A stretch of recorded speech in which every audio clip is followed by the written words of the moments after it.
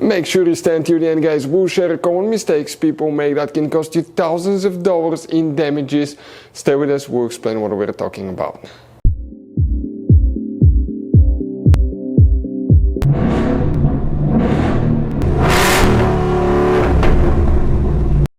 Hey guys, welcome back to Free Car Repair. Thank you guys for watching and subscribing to the channel. Today will be super helpful video to any of you guys having a Ford Escape, that generation here from year 2013 to year 2019.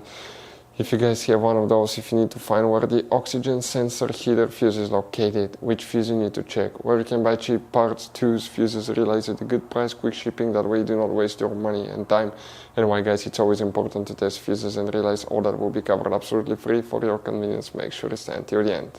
So before we start, let us tell you a little bit about us guys. If you have that generation Ford Escape from year 2013 to 2019, this specifically is pre-facelifted version, this is the facelifted version.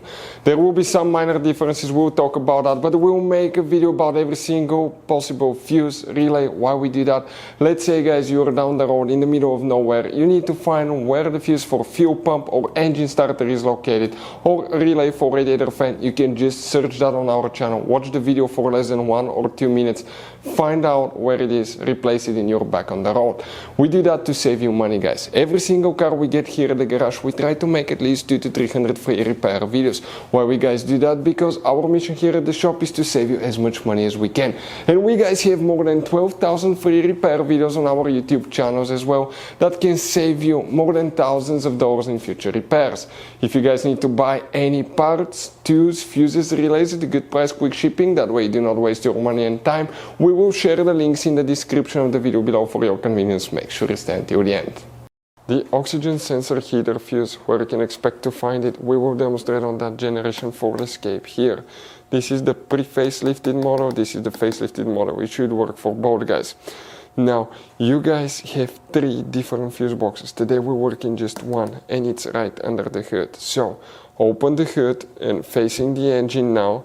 Okay, on the right side you have a fuse box right here. Open that cover. You'll find the main engine fuse box with a layout like this one. Before we continue, let's explain quickly why it's always a good idea to test fuses and relays.